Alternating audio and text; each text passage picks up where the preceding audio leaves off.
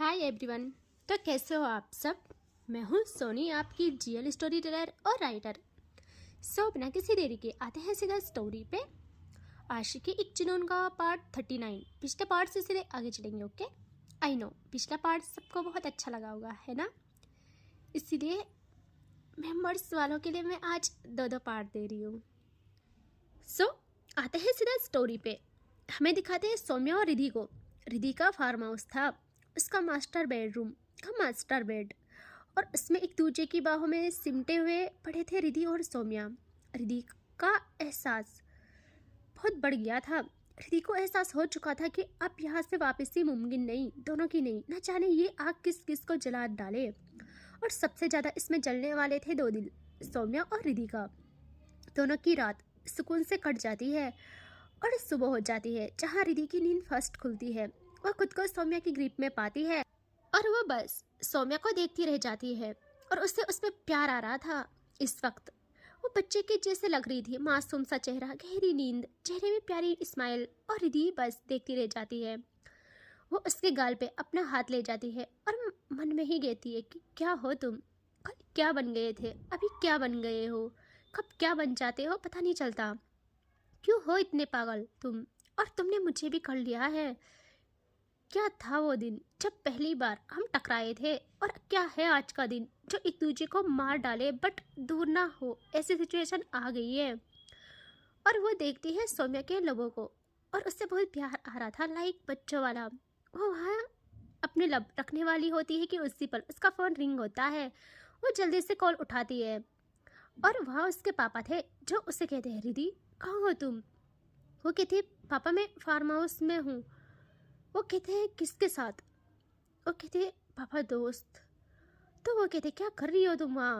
और गार्ड्स कह रहे थे कि कोई वहाँ आई थी, पूरी तबाही कर डाली उसने, और तुमने उन्हें मना किया, मुझ तक बात ना पहुँचे। हद है रिधि, तुम्हें क्या बोलूँ मैं, बच्ची नहीं हो तुम, बी अ मैच्योर।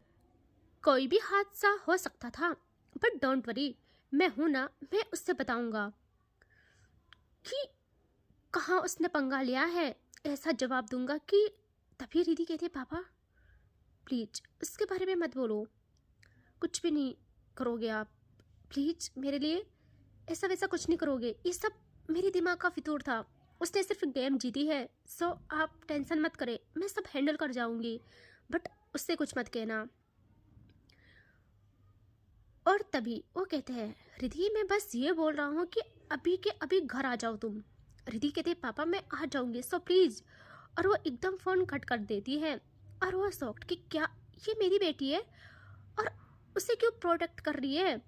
उनका तो दिमाग खराब हो जाता है। और यहाँ रिधि जैसे सौम्या को देखती है, वो अभी भी सोई थी, और रिधि उसे अगेन हक कर लेती है और खुद भी सो जाती है। यहाँ अब रिधि की नींद तब खुलती है जब उसके लब पे उसे जलन फील होती है। उसकी आंखें जल्दी से खुलती है, और वो देखती है सौम्या को जो उसको पकड़े उसके लबों पे प्यार बरसा रही थी। यहाँ रिधि कुछ कहती बल्कि उसका साथ देने लगती है, और ये दोनों अगेन आग बन जाते हैं, दोनों को एक दूसरे में जला देते हैं।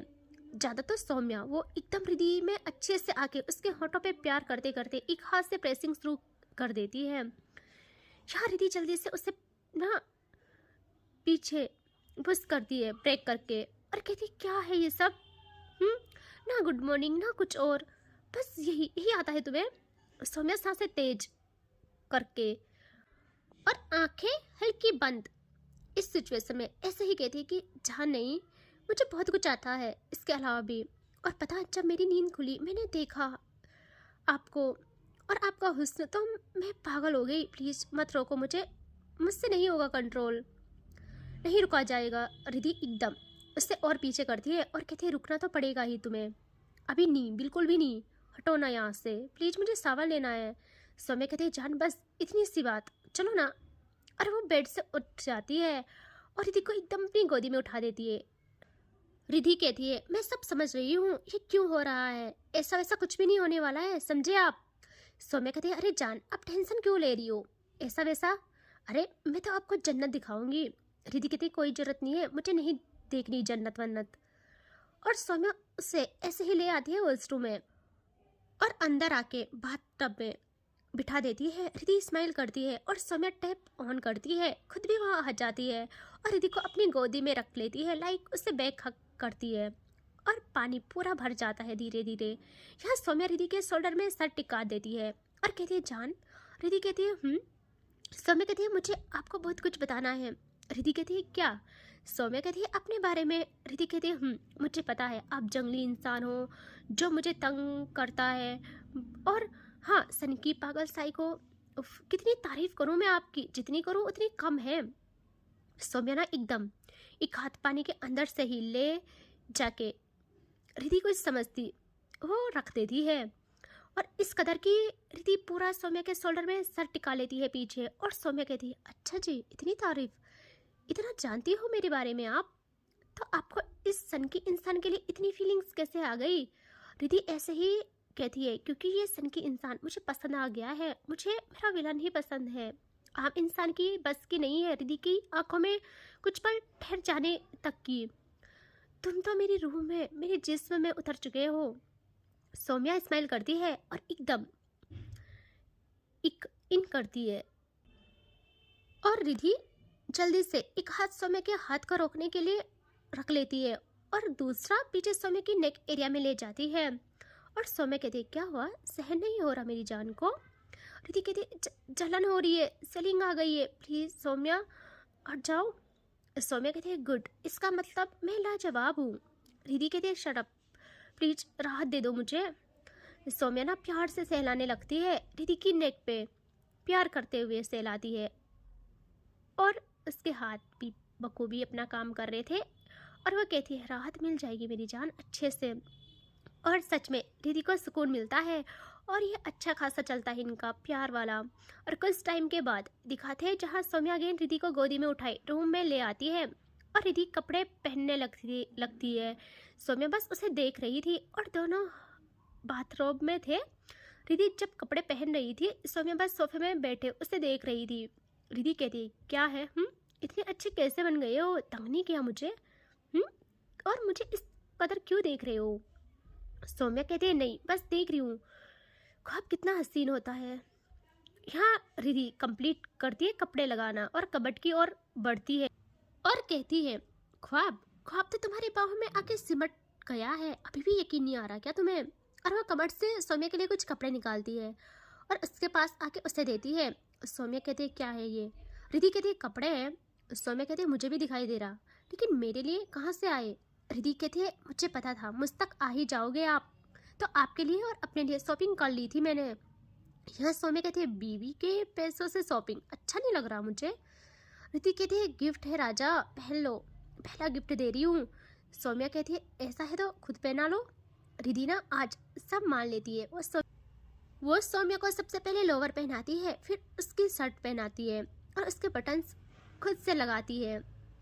और सौम्या वैसे ही उसे तंग कर रही थी, उसे किस कर रही थी उसके गालों पे, फोरहेड पे, लिप्स पे, कभी कभी प्यार भरा।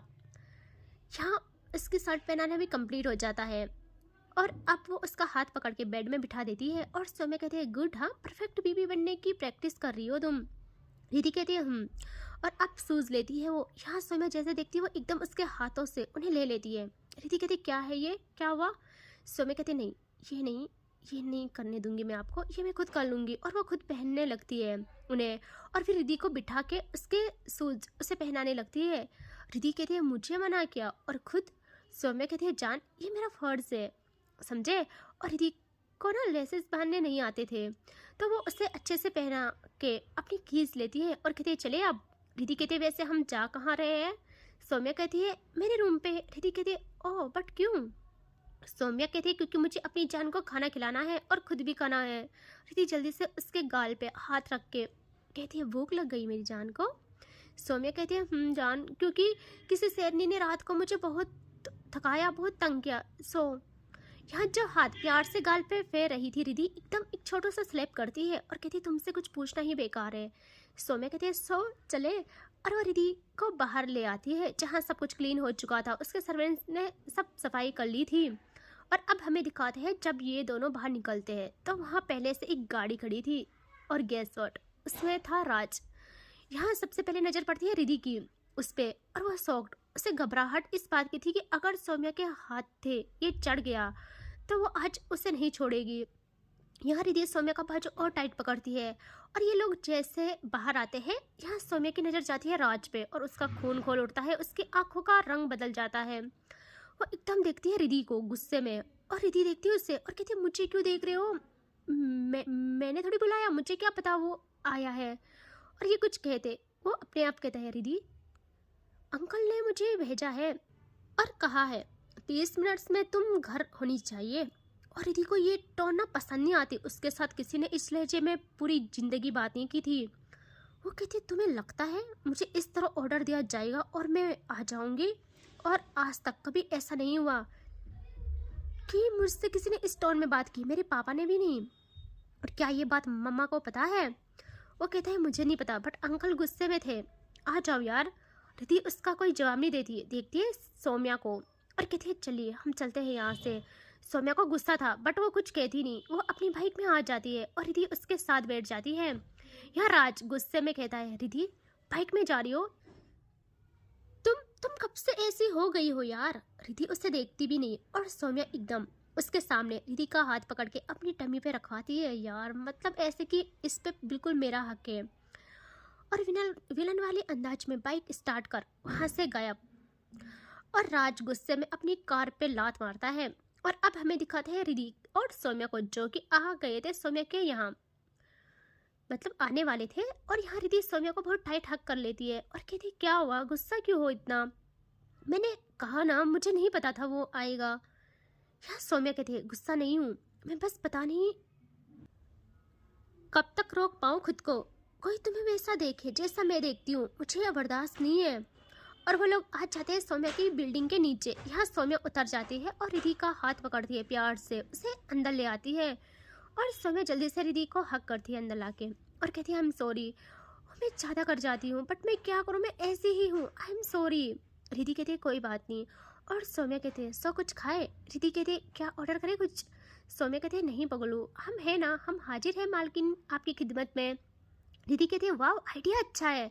सौम्या एकदम रिद्धि को अगेन उठा लेती है अपनी गोदी में। यहाँ रिद्धि कहती है ये क्या आदत है, हाँ कब जाएगी आपकी ये आदत, हर बारी हद होती है। सौम्या कहती है जान ये आदत तो मर के भी नहीं जाने वाली। और वो रिद्धि को किचन में लाती है, यहाँ रिद्धि को प्यार से स्लैब में बिठा के वो कहती है सो क्या खाएंगी आप। रिद्धि उसके नेक एरिया में बाहें डालती है और सौम्या के हाथ रिद्धि की अगल बगल स्लैब में थे उसे लॉक किए। यहाँ रिद्धि कहती है जो आप बनाए, बट हाँ याद रखना अगर कुछ भी स्मेल आई मुझे नॉनवेज की तो कसम से फर्स्ट एंड लास्ट होगा मेरा यहाँ आना। सौम्या कहती है जान मेरी इतनी हिम्मत, मैं अपनी जान को नाराज करूँ, कसम से कुछ भी नहीं है, नॉनवेज तो बिल्कुल नहीं है। और ना मैं आपको ना नूडल्स बनाती हूँ। और वो कहती है तो काम स्टार्ट होने से पहले चार्ज कर लो मुझे थोड़ा सा। और रिद्धि कहती है पता था मुझे, और कुछ डिमांड। और वो थोड़ा झुक के सौम्या के लोगों पे आ जाती है और बहुत प्यार से करने लगती है। दोनों आज बहुत प्यारे क्यूट कपल लग रहे थे, इतना प्यार की क्या ही बोले। यहाँ सौम्या अब नूडल्स बनाने लगती है, वो अच्छे से सब बनाती है और रिद्धि उससे देखती रह जाती है बस। और सौम्या बीच बीच में रिद्धि के पास आके उसके फोरहेड पे किस कर रही थी। और जब बन जाता है ना सौम्या प्लेट में सर्व करती है और रिद्धि के पास ले आती है। यहाँ रिद्धि देखती है सौम्या को और कहती है वाह बन गया इतनी जल्दी और इतने अच्छे से। और सौम्या कहती है जी बिल्कुल ट्राई करें ना। और वो ऐसे ही स्पून में लेके उसे ठंडा करती है, खुद से फूंक मारती है और बहुत प्यार से रिद्धि की तरफ करती है। रिद्धि बहुत प्यार से खाती है और उसे बहुत अच्छा लगता है और कहती है वाह मतलब इतना टेस्टी कैसे बना लिया आपने। सौम्या कहती है बस ऐसे ही अपनी जान के लिए जो भी करूँ मन करता है सबसे बेहतरीन करूँ। और वो अगेन रिद्धि को खिलाती है। जब रिद्धि कंप्लीट करती है खाना वो कहती है अब मैं ट्राई करूँ आपके लिए बनाने की कुछ। सौम्या एकदम कहती है नहीं जान क्या ज़रूरत है इतना कष्ट। रिद्धि कहती है ऐसे कैसे, मैं तो करूँगी। सौम्या जल्दी से प्लेट साइड रख के कहती है उसकी कमर में हाथ डाल के उसे पकड़ के कहती है प्लीज़ प्लीज़ बेबी नहीं, उस दिन मेरी कमर टूट गई थी सफाई करते करते, आज नहीं, मुझ पे इतनी एनर्जी नहीं है मैं ये सब करूँ, प्लीज़ रहम कर लो मुझ पे। रिद्धि कहती है बहुत बुरे हो आप सच में, मैं तो करूँगी। और वो जैसे करने को होती ना, सौम्या अखिल उसे गोदी में उठा के वहाँ से बाहर ले आती है। रिद्धि उसके शोल्डर पे मारती है कि नहीं तुम बहुत बुरे हो, मुझे भी बनाना है। और सौम्या कहती है नहीं जान बिल्कुल नहीं, और वो उसे ऐसे ही उठाए ले जाती है बेडरूम में और बेड में बिठा लेती है और कहती है यहाँ रहो शांति से। और इस बारी रिद्धि उसका रूम देखती है, हर एक चीज को वो निहारती है। और अब जाती है उसकी नज़र उसके सामने स्टडी टेबल की वॉल पे, जहाँ सॉफ्ट लाइटिंग के साथ रिद्धि की छोटी छोटी तस्वीरें लटक रही थी। भाई इतना प्यारा ना। रिद्धि एकदम देखती है सौम्या को और कहती ये कब हुआ। सौम्या कहती क्या। रिद्धि कहती ये फोटोज कब ली गई, इतनी सारी वो भी। सौम्या एकदम रिद्धि की गोदी में सर रखती है और कहती जान हर वक्त जब जब आप जहाँ से ज़्यादा खूबसूरत लग रहे थे, जब जब आप पूरे जहान से ज़्यादा खूबसूरत लग रहे थे, तब ली गई। और जब जब मेरी नज़रें आपसे हटने को तैयार नहीं हुई, मैंने सोचा इस लम्हे को कैद कर लूँ, फिर निहारूँ आपको और खुद को खो दूँ। रिद्धि कहती अच्छा इतना कब पागल हो गए तुम, और कब मुझे कर लिया, हम दोनों को खबर नहीं हुई। सौम्या कहते हम जान आप हो ही इतनी खूबसूरत, आपको देख के पागल बनना तो तय था। रिद्धि कहती खूबसूरत, अच्छा सच बताओ कलम किसके खातिर चलती है तुम्हारी। सौम्या उसकी गोदी में सर रखे उसके बालों को संवारती है और कहती है पहले तक तो अपने जख्मों के खातिर चलती थी, लेकिन जब से इन आंखों में डूबे हैं हम, तब से सिर्फ आपकी खातिर। रिद्धि भी उसके बालों में हाथ फेर के कहती है क्या हो तुम, इतनी किताबें भर दी, इतने शब्द लेके आते हो जो मेरी रूह तक उतर जाते हैं, क्यों हो गए हो तुम ऐसे।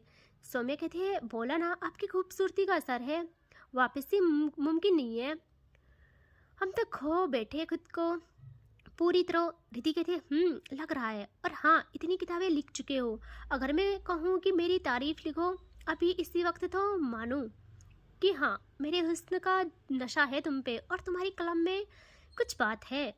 सौम्या कहती है जान कसम डाल रही हो आप मुझे। रिद्धि कहती है देखा नहीं कर पाओगे ना, पता था मुझे। सौम्या कहती है जान बस हम ये सोच रहे हैं कि कौन सा अल्फाज लाए जो आपकी खूबसूरती को मुकम्मल करे, क्योंकि ऐसे कोई अल्फाज है ही नहीं। रिद्धि कहती है समझ गई मैं, बातें बना लो, बुद्धू समझाए क्या मुझे, हार गए ना। और सौम्या एकदम तगड़ा आई कांटेक्ट करती है और कहती है क्या हो जाए जब तुम मुझसे कह दो कि मेरी तारीफ में कुछ लिखो। क्या लिखूंगी मैं, चांद के जैसे, पर तुम तो चांद से प्यारी हो ना। चांद तो तेरे दीद की खातिर मारा मारा फिरता है और सूरज तुझको देखने के लिए रोज निकलता है। ये फूल और कलियां तेरा चेहरा देख के ही खिलती है, रब जाने कितनी आंखें हर वक्त ख्वाब तेरे ही बुनती है। तेरे गालों की रंगत देख हाथ गुलाब भी मलते हैं, तेरी आंखों की गहराई से दरिया सागर जलते हैं, तेरी नजरों की मस्ती से ही सब मेहखाने चलते हैं। तुम जब जब अंगड़ाई लेती हो तब तब मौसम रंग बदलते हैं, जब धूप पड़े तुझ नाजुक पे बढ़िया साया करती है, जब तुम चलती हो तो तुझको हिरने रुक के तकती है। दुनिया में देख के तुझको कितने लोग मुसाविर बनते हैं, और मुझ जैसे ये शायर ये सोच के नज़में लिखते हैं कि क्या होगा जब आप कहोगी कि आज मेरी तारीफ में लिखो कुछ तुम। और रिद्धि तो शौक वो कुछ कहती ही नहीं। और सौम्या कहती है क्या हुआ जान। रिद्धि अब कहती है क्या कहूँ, अल्फाज नहीं बचे मेरे पास, मुझे निशब्द कर लेते हो तुम। सौम्या कहती है मुझे भी स्पीचलेस कर लो। रिद्धि कुछ समझती। सौम्या एकदम रिद्धि की नेक एरिया में हाथ डाल के उससे अपने करीब करती है और प्यार करना शुरू करती है। रिद्धि भी करने देती है और ये दोनों बहुत प्यार से आज एक दूसरे की बाहों में दिन रात बिता देते हैं। लगभग 2 दिन तक ये लोग उस रूम से ही नहीं निकलते, मानो दोनों की दुनिया बस उसी रूम में सिमट के रह गई हो।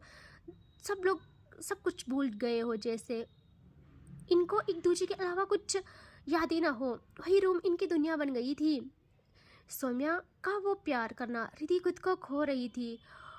सौम्या उसकी केयर करती है, उसके लिए खाना बनाती है, उसको पैम्पर करती है, उससे प्यार करती है, उसमें उसका हुस्न संवारती है, उसका हुस्न तकती है और उसमें नज़में गज़लें लिखती है और उसे फिर उसकी बाहों में लेट के ही सुनाती रहती है। रिद्धि को ये एक अलग दुनिया लग रही थी जहाँ बस वो दोनों। और कल था वैलेंटाइन डे। यहाँ सौम्या उस दिन जल्दी उठ जाती है और वो किसी को कॉल करती है, कुछ समझा रही थी। और सिया आजकल अपनी बुक पे फोकस करने के लिए किसी काम से सिटी से बाहर गई थी जिसको आज ही लौटना था। और यहाँ तनु आज फुल प्लान में थी कि वो सिया को अपने दिल का हाल बताएगी। और सौम्या किसी से कॉल पे बात कर रही थी। रिधि जो सोई थी उसका फ़ोन बजता है, उसकी नींद खुल जाती है। वो जल्दी से उठ के देखती है अपने फ़ोन पे उसके पापा की कॉल थी और रिधि जल्दी से उठा लेती है। और इस बार उसके पापा प्यारे लहजे में बोलते हैं, कहते हैं कि बेटा कहाँ हो आप? आज मैं घर आ रहा हूँ, वो भी किसी बिजनेस डील के लिए कहीं गए थे। रिधि कहती है पापा मैं, और वो कुछ कहती यहाँ, वो कहते छोड़ो ये सब, जल्दी से घर आ जाओ, फैमिली गैदरिंग है। सो और रिधि कहती है बट पापा आज मैं बिजी हूँ थोड़ा सा। और वो वहाँ से कुछ कहते हैं जिससे रिधि के चेहरे के एक्सप्रेशंस बदल जाते हैं। और यहाँ रिधि देखती है सौम्या को जो कि फ़ोन कट करके बालकनी से अंदर आ रही थी। और रिधि कहती है पापा मैं आपसे बाद में बात करती हूँ, और वो फ़ोन काट देती है। यहाँ सौम्या उसके पास आके उसके फॉरहेड पे किस करती है और कहती है गुड मॉर्निंग जान। रिधि भी कहती है गुड मॉर्निंग। यहाँ सौम्या कहती है जान दर्द तो नहीं हो रहा ना? रिधि कहती है नहीं ठीक हूँ मैं। तो सौम्या कहती है जान आपके लिए सरप्राइज़ है आज। रिधि कहती है क्या? सौम्या कहती है अरे बुद्धू अभी थोड़ी बताऊँगी मैं, पहले हम कॉलेज जाएंगे फिर वहीं से हम रात को यहाँ आएंगे तब। रिधि कुछ कहती ही नहीं। यहाँ सौम्या कहती है जान मुझे कुछ काम करना है, सो क्या मैं बस थोड़ी सी देर के लिए कहीं जा सकती हूँ? रिधि हाँ में सर हिलाती है। और सौम्या कहती है आप सवाल ले लो, ब्रेकफास्ट रेडी है, ओके खा लेना टाइम से, कुछ भी चाहिए होगा मुझे कॉल कर लेना। और वो उसके माथे को अगेन चूमती है और वहाँ से चली जाती है बाहर अपनी कीज़ लेके। और रिधि को पता नहीं क्या होता है, वो एकदम उठ के खुद को ब्लैंकेट से कवर करती है क्योंकि रात को इनका प्यार हुआ था यार। कोई भी रात कोई भी दिन ऐसे नहीं जा रहा था जब ये लोग प्यार नहीं कर रहे थे। और रिधि वॉशरूम में जाके सावर लेती है और कुछ टाइम के बाद बाहर निकल जाती है और थोड़ी सी खामोश रहती है। और वो पता क्या करती है, वो भी ना कुछ टाइम के बाद उस रूम से बाहर चली जाती है, वहाँ से बाहर चली जाती है। और इसके आगे देखेंगे नेक्स्ट पार्ट में, और नेक्स्ट पार्ट में बहुत कुछ होने वाला है यार। कहते हैं ना तूफान के आने से पहले जो खामोशी रहती है वो। सो आएंगे नेक्स्ट पार्ट में, मिलते हैं, ठीक है, बाय बाय, टेक केयर।